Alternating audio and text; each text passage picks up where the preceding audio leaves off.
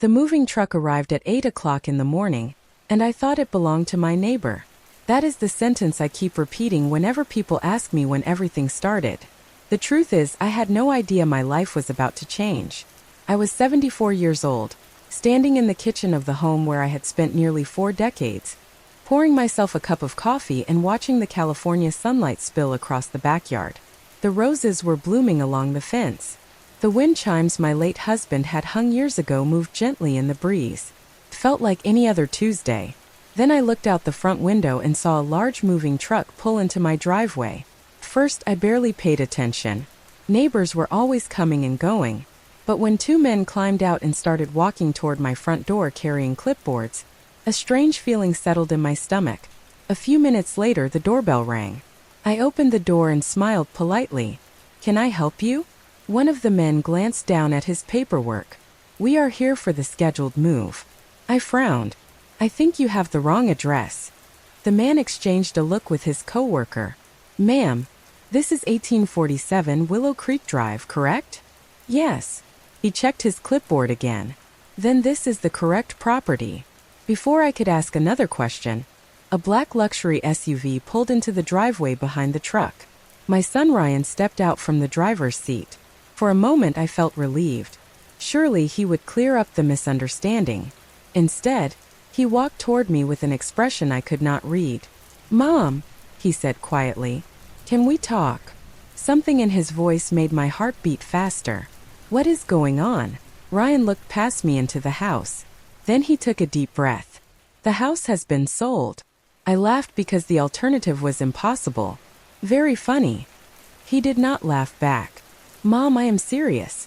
The smile disappeared from my face. "What do you mean the house has been sold?" "The sale closed yesterday." My mind struggled to process the words. "Ryan, this is my house." He nodded slowly. "I know." "Then how could it be sold?" He looked away. "The paperwork is already done." I stared at him. 38 years. 38 years of birthdays, Christmas mornings, family dinners, anniversaries, and memories filled those walls. My husband and I had worked for decades to pay for that home. We raised Ryan there. We buried a beloved dog in the backyard. We planted every tree with our own hands. And now my son was standing in the driveway telling me it no longer belonged to me. "There must be some mistake," I whispered. Ryan's expression hardened. "There is no mistake." Behind him, the movers waited awkwardly. The truck engine continued running. The sound seemed impossibly loud. "Where am I supposed to go?" I asked. Ryan hesitated before answering. "I rented an apartment for you." An apartment? The word felt like a punch to the chest. I looked past him at the house. The porch swing. The front garden. The windows I had washed hundreds of times. None of it made sense. Then something even stranger happened. My next-door neighbor, Carol, walked across her lawn and stopped beside the mailbox. She looked from me to Ryan and then back again. Her face filled with confusion. "Eleanor," she said carefully, "did Ryan tell you about the other property?" The color drained from Ryan's face. And in that moment, I realized this story was not really about my house at all. For the next 2 days, I felt as though I were living inside someone else's life. The apartment Ryan rented for me sat on the 3rd floor of a beige building 15 miles from the neighborhood where I had spent most of my adult years. It was clean. It was quiet. It was also smaller than my old living room. Every morning, I woke up disoriented. For a few seconds, I would forget where I was. Then I would open my eyes, see the unfamiliar ceiling, and remember everything. The house was gone. At least that was what Ryan wanted me to believe. I spent much of my first week unpacking boxes. 38 years of memories had somehow been reduced to cardboard containers stacked against plain white walls. Family photographs. Holiday decorations. My husband's old baseball cap. The ceramic bowl Ryan made in elementary school that I had kept all these years. Each item felt heavier than it should have. One afternoon, I opened a box labeled kitchen and found a handwritten recipe card in my late husband's handwriting. For several minutes, I simply sat at the small dining table holding it. The apartment felt too quiet, too temporary, too empty. That was when I started thinking about what Carol had said. The other property. At first, I convinced myself it was probably nothing. Maybe she had misunderstood something. Maybe she had heard a rumor. Yet the more I thought about Ryan's reaction, the less comfortable I became. The color had drained from his face the moment she mentioned it. He had looked nervous. Not confused. Not surprised. Nervous. A week later, Ryan invited me to lunch. We met at an upscale restaurant overlooking the ocean. The place was far more expensive than anywhere he normally visited. As I parked my car, I noticed something else. A brand new luxury SUV sat in the valet area. I immediately recognized it. Ryan climbed out moments later. My stomach tightened. During the move, he had repeatedly told me that selling the house was necessary because of financial pressures. He talked about debt, rising costs, difficult circumstances. Yet now he was driving a vehicle that probably cost more than my first home. Inside the restaurant, things became even stranger. Ryan ordered the most expensive items on the menu without looking at prices. He talked about investment opportunities, future plans, new business ventures. There was an excitement in his voice that I had not heard in years. It did not sound like someone struggling financially. It sounded like someone who had suddenly come into money. I listened quietly. The less I said, the more he talked. Then I asked a simple question. Ryan, what did Carol mean when she mentioned another property? For the first time during lunch, he stopped smiling. I have no idea. The answer came too quickly. She seemed pretty certain. He shrugged. People gossip. Then he immediately changed the subject. The conversation moved on, but my concern did not. That evening, I returned to the apartment and found myself looking through old family documents, tax records, insurance policies, property statements. Most were ordinary. Yet, while sorting through a folder from several years earlier, I discovered something unusual. A photocopy of an old deed connected to my home. At first glance, nothing seemed important. Then I noticed a handwritten note in the margin written by my late husband years before he passed away. It contained only 7 words. Ask David if anything ever changes. David Foster, our family attorney. I had not spoken to him in almost a year. I stared at the note for a long time. My husband was never careless with paperwork. If he wrote something down, there was a reason. The next morning, I picked up the phone and called David's office. His assistant answered immediately. When I explained who I was, she placed me on hold. Less than 30 seconds later, David himself came on the line. His voice sounded surprised. Eleanor, he said, I have actually been meaning to call you. My heart skipped a beat. Why? There was a pause. Then he said something that made the room feel suddenly smaller. Because there are several things about your house sale that do not make sense. The following morning, I drove to David Foster's office with a knot in my stomach. His building sat in a quiet part of downtown overlooking a small park where people walked their dogs and drank coffee on shaded benches. Normally, I found places like that comforting. That day, I barely noticed the scenery. My thoughts kept returning to his words. There are several things about your house sale that do not make sense. By the time I stepped into the elevator, I felt as though I were carrying a weight on my shoulders. David greeted me personally when I arrived. He was 67 years old, silver-haired, and had represented my family for more than 20 years. He shook my hand and led me into a conference room. Several folders already sat on the table. That immediately made me nervous. Lawyers only prepared that much paperwork when something serious was happening. Eleanor, he said gently, before we begin, I want you to know that I have spent the last week reviewing records connected to the sale of your home. I sat down slowly. And David opened the first folder. The transaction itself was legal on paper. My heart sank. Then there is nothing I can do? I did not say that. He slid several documents across the table. Because there are questions that still need answers. I looked down at the paperwork. Property records. Transfer documents. Ownership filings. Most of it looked like a foreign language to me. David pointed to a specific section. Do you remember signing documents that transferred ownership of the property? I frowned. No, not recently. Absolutely not. David leaned back in his chair. That is what concerns me. My pulse quickened. Why? He opened another folder. Because according to county records, ownership changes occurred months before the sale. For several seconds I simply stared at him. Months before. He nodded. And that is not the only unusual detail. He handed me another document. This one contained a timeline. As I followed the dates, a pattern began to emerge. Ownership adjustments, financial restructuring, property evaluations. Every major step leading to the sale had happened long before I was told anything. Ryan never mentioned any of this, I whispered. I know. David's expression grew more serious. There is another issue. He turned to the final page in the folder. Several signatures appear on documents connected to these transactions. I looked at the page. My name appeared multiple times. Eleanor Parker, Eleanor Parker, Eleanor Parker. Yet something felt wrong. I leaned closer. The signatures looked similar to mine but not identical. Tiny differences stood out. The shape of certain letters. The way the final stroke curved. Details most people would never notice. But I noticed. I did not sign these, I said quietly. David folded his hands.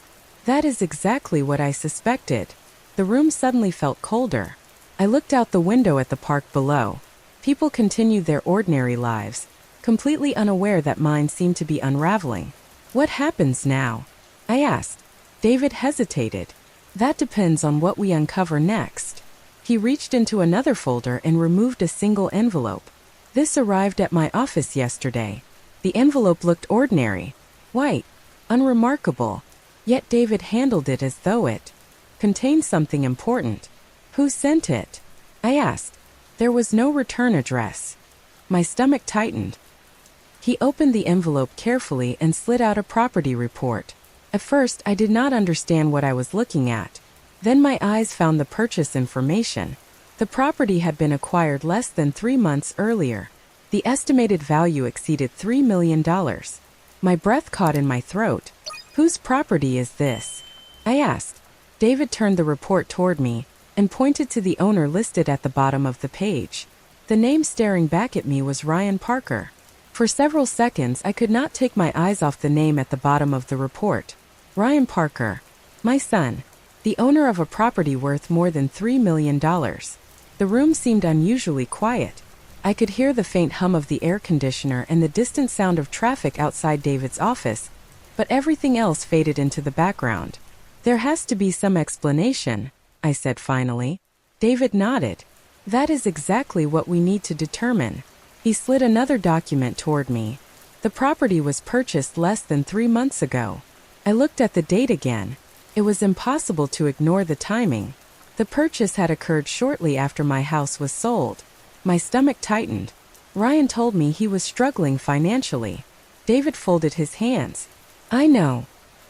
He said selling my house was necessary. I know. I stared down at the papers. For years, I had trusted my son completely. Even after I was forced out of my home, part of me continued searching for reasons to excuse his behavior. Maybe there were debts I did not know about. Maybe there had been some emergency. Maybe he truly believed he was helping me. But the documents sitting on that conference table were making those explanations harder to believe. David opened another folder. There is something else you should see. He removed several pages containing property records connected to the new purchase. First, the information seemed routine. Purchase price, financing details, ownership registration. Then I noticed something unusual. The property had not been purchased solely by Ryan. Another name appeared beside his. Olivia Parker, my daughter-in-law. I leaned back in my chair. They bought it together? David nodded. According to these records. I felt a mixture of confusion and disappointment. Olivia had always been polite to me, friendly, helpful. She regularly called on holidays and sent birthday cards. Yet suddenly I found myself questioning everything. Had she known about the sale? Had she known I was being removed from my home while they purchased a luxury property? The questions kept multiplying. How did you get all of this? I asked. David smiled faintly. Public records can reveal a surprising amount of information. Then his expression became serious again. But that is not what concerns me most. He reached into the folder and produced another document. This one was different. It contained banking information tied to the transaction. Certain sections were highlighted. Look here, he said. I followed the highlighted lines. Several large deposits appeared in the weeks leading up to the purchase. The numbers were substantial, much larger than anything Ryan's business should have generated according to what I knew.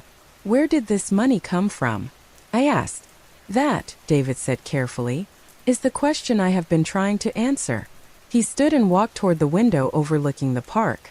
Eleanor, I have spent many years working with families. When financial disputes occur, there is usually a clear explanation. Inheritance, investments, property sales. But this situation feels different. I looked at him. Different how? He turned back toward me. Because every answer seems to create another inconsistency. The knot in my stomach tightened further. As if on cue, David's assistant knocked gently on the conference room door and entered carrying a thin envelope. This just arrived, she said. David thanked her and examined the envelope. There was no return address. Only his office name written across the front. Another anonymous delivery? I asked. He nodded slowly. Then he opened it. Inside was a single photocopied page. His eyes narrowed as he read it. What is it? I asked. Instead of answering immediately, he placed the page in front of me. At the top was a heading from a private financial institution. Below it was a list of account holders. My eyes moved down the page until they stopped on one specific line. Next to Ryan's name was an account balance that exceeded the entire amount from the sale of my house. I stared at the account balance for what felt like an eternity. The number was staggering. Not only did it exceed the proceeds from the sale of my home, but it suggested something even more troubling. There was money involved that had nothing to do with the property I lost. My hands trembled slightly as I lowered the page onto the conference table. This cannot be real, I whispered. David remained silent for a moment. I cannot verify the source of the document yet, he said carefully. But if the information is accurate, then we are dealing with something much larger than a simple property sale. I looked back down at the page. Ryan had spent months insisting he was under financial pressure. He talked about market conditions, business expenses, and difficult decisions. Yet every new piece of evidence pointed in the opposite direction.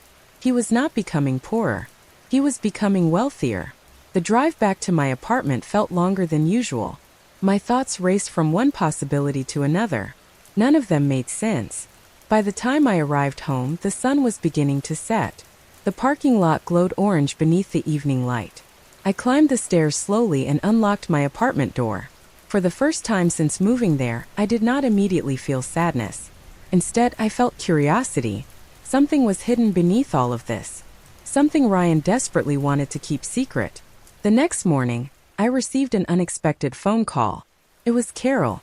Eleanor, she said. I have been thinking about what happened the day you moved out.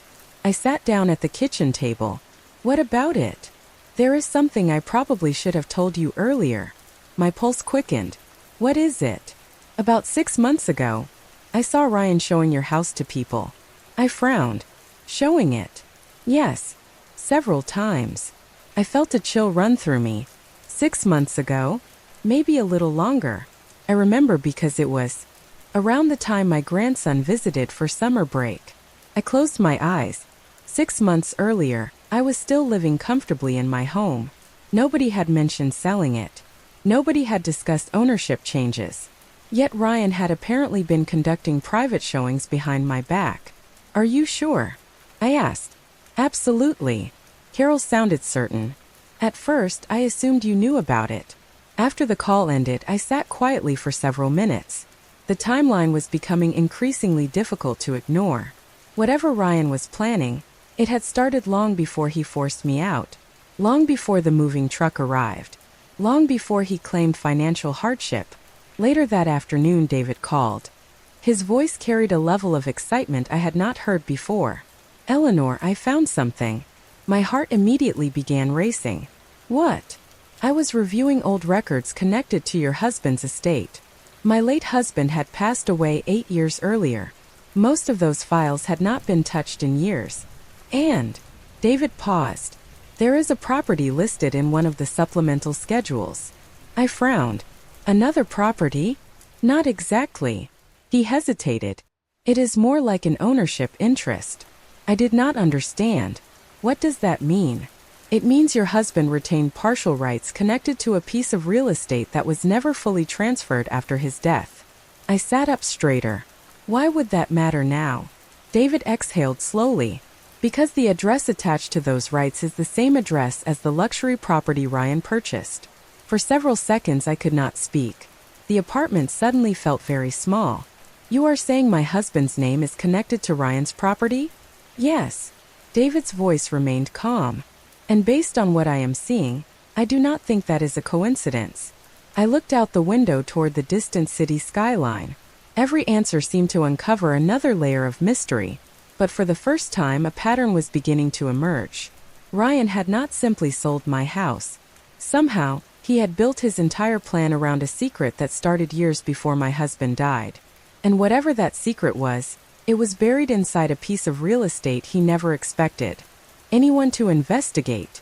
The next morning, I met David at his office before sunrise.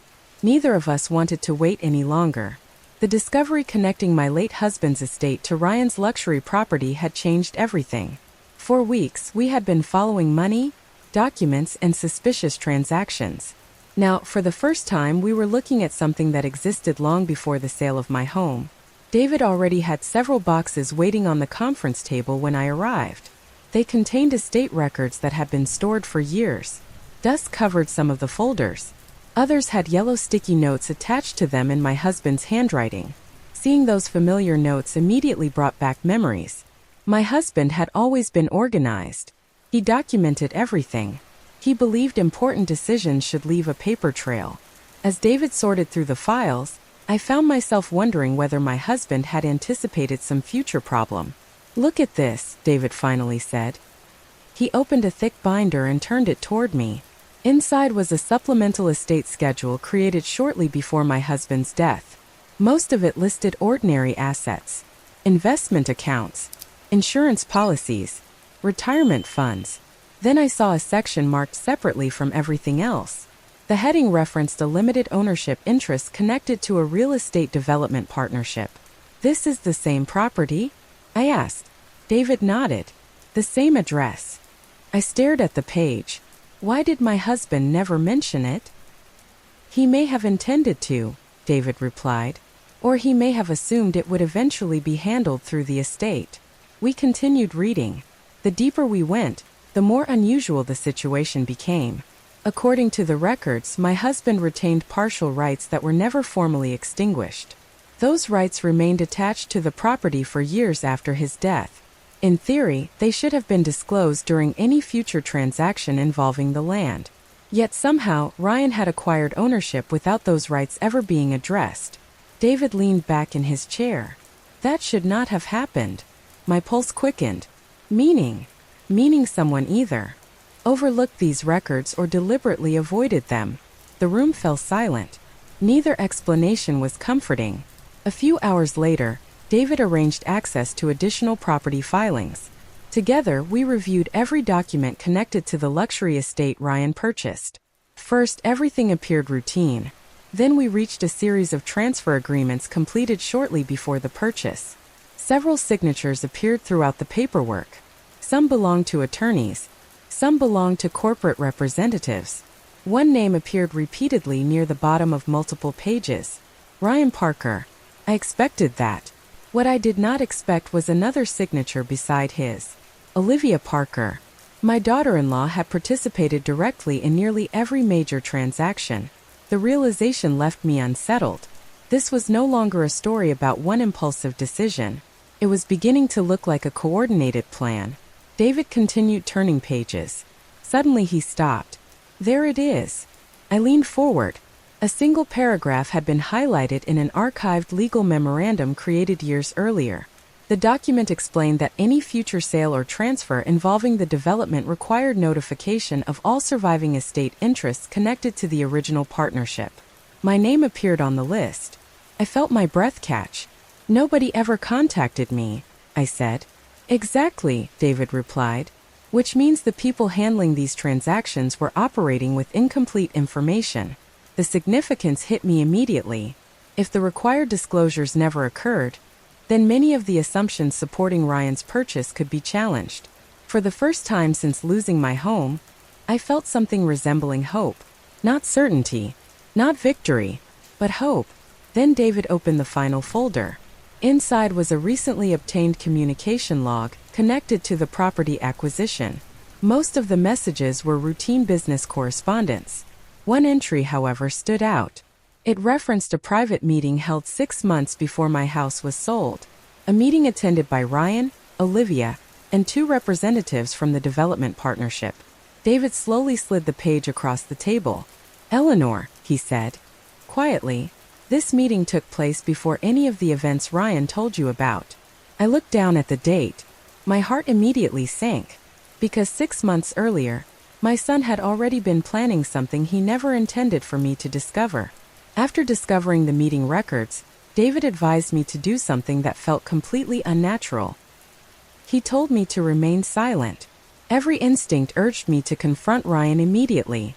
I wanted to ask him about the property. I wanted to know why he had hidden so much. Most of all, I wanted to understand how a son could look his mother in the eye, while carrying secrets that affected her entire life. But David insisted that patience was now our greatest advantage. "If Ryan believes you know nothing," he said, "he will continue acting exactly as he has been acting." So I followed his advice. Over the next 2 weeks, I said nothing. When Ryan called, I answered politely. When Olivia sent messages asking how I was adjusting to the apartment, I responded kindly. I did not mention the property records.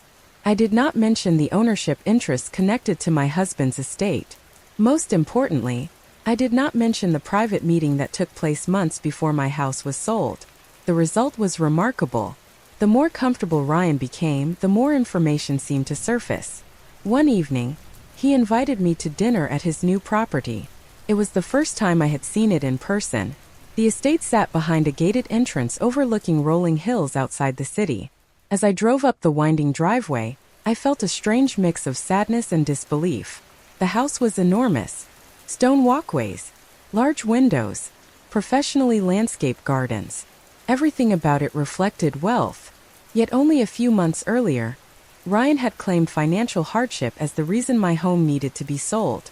During dinner, I paid close attention. Ryan appeared relaxed. Olivia seemed equally comfortable. They talked openly about renovation plans, investment opportunities, and future purchases. Several times, Ryan mentioned expansion projects connected to the property. Each comment reinforced the same impression. He no longer behaved like someone worried about money. He behaved like someone who believed his future was completely secure. At one point, he excused himself to answer a phone call. Olivia followed him outside a few moments later. Through the dining room window, I could see them speaking near the patio. Their expressions changed quickly. What began as casual conversation became noticeably serious. Ryan pointed toward the distant hills while Olivia folded her arms. Neither looked happy. When they returned, the mood had shifted. Ryan forced a smile. Olivia became unusually quiet. I pretended not to notice. Later that night, I called David and described what happened. He listened carefully. "Interesting," he said. "Very interesting." "Why?" I asked. "Because earlier today we received additional records." My pulse quickened. "What kind of records?" "Property development records." He paused briefly.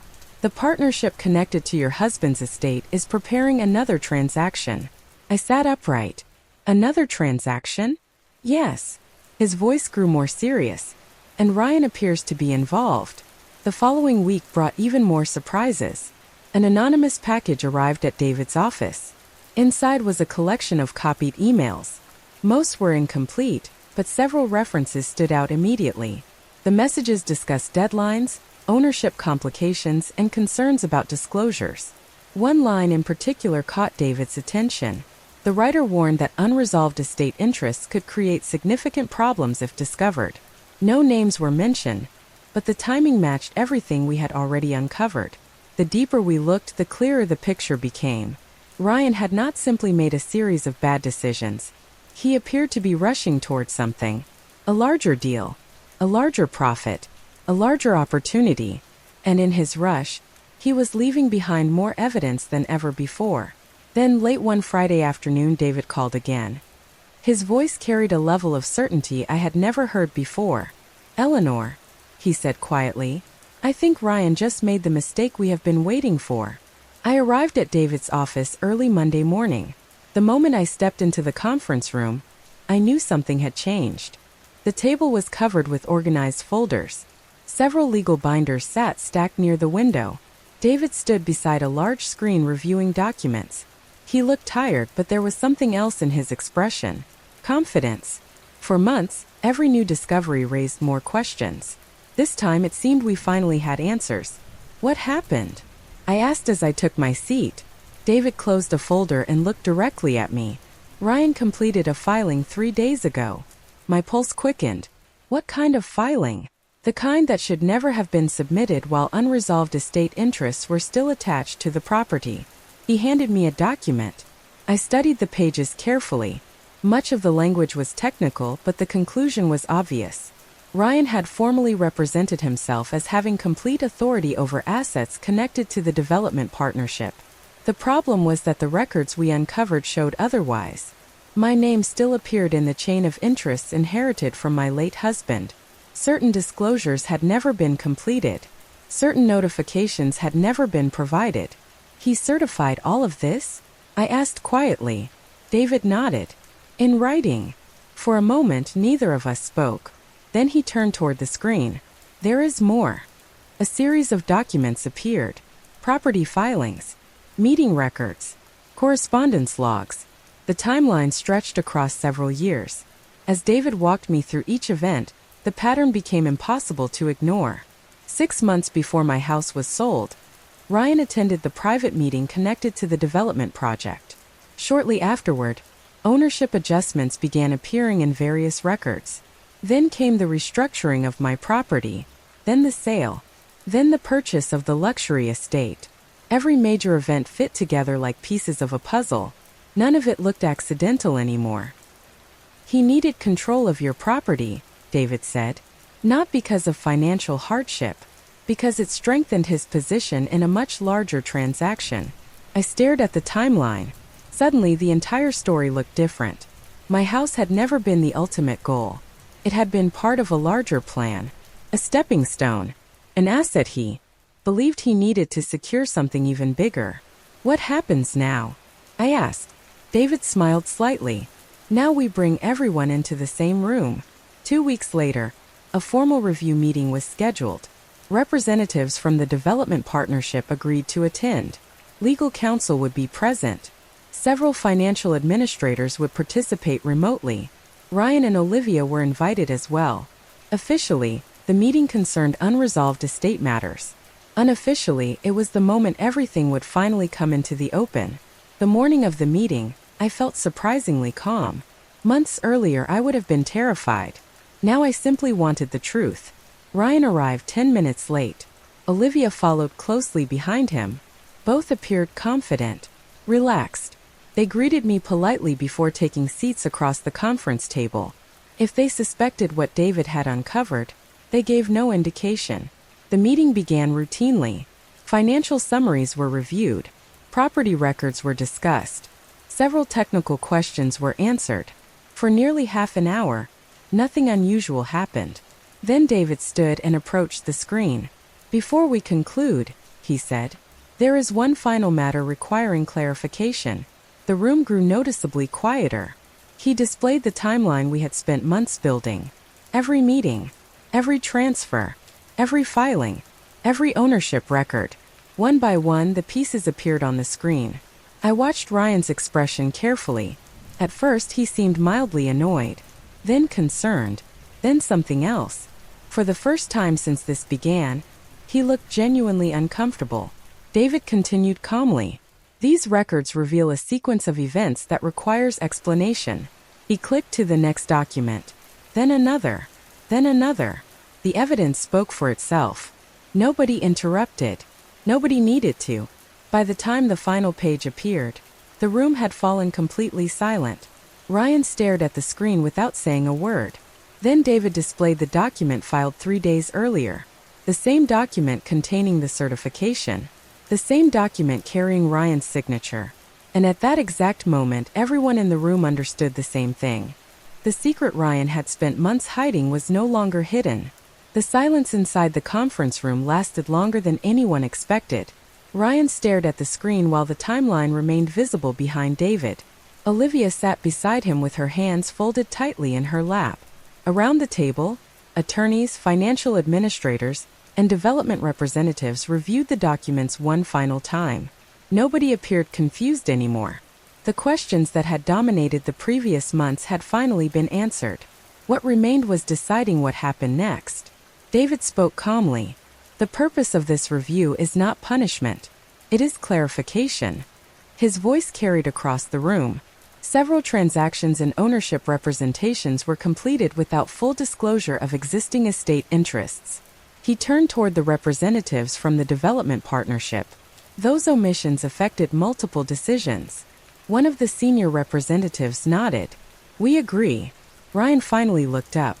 For the first time since the meeting began, his confidence was gone. He looked tired, older somehow. "I never intended for any of this to happen," he said quietly. The words hung in the air. Months earlier, I might have accepted them without question. Now I simply listened. David opened a final folder. Inside were proposed resolutions prepared after reviewing the documentation. The process would take time. Ownership records would need correction. Certain transactions would require additional review. Several agreements would be renegotiated to reflect the interests that had never been disclosed. It was not dramatic. There was no shouting, no grand confrontation, just facts, records, and consequences. As the discussion continued, I found myself looking out the conference room window. The same city stretched below, the same streets, the same river, yet everything felt different. For months, I believed I had lost everything that mattered. My home, my security, my trust in my own family. But somewhere along the way, I realized the house itself was never the most important thing.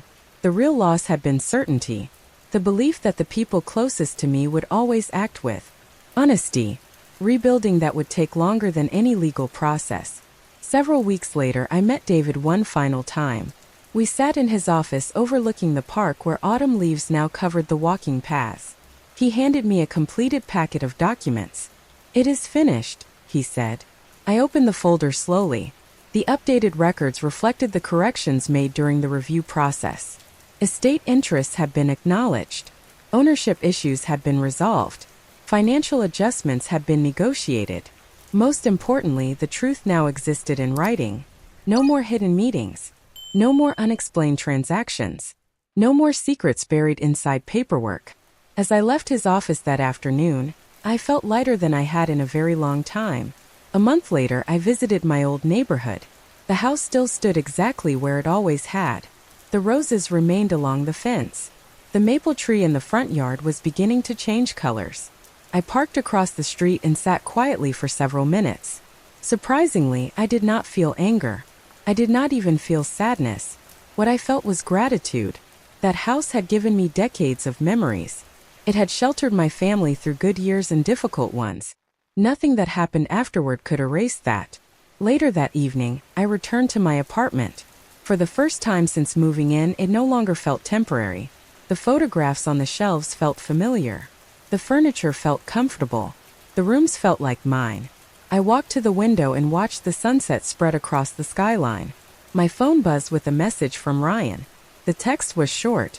There were no explanations, no excuses, only a simple acknowledgement that mistakes had been made. I read it once and set the phone down. Perhaps healing would come someday. Perhaps it would not. Some things require time. But as the sky turned gold outside my window, I understood something important. The secret I uncovered did more than reveal hidden transactions and property records. It revealed character. It exposed choices. It showed me who people truly were when they believed nobody was watching. And in the end, that truth was worth far more than any house ever could be.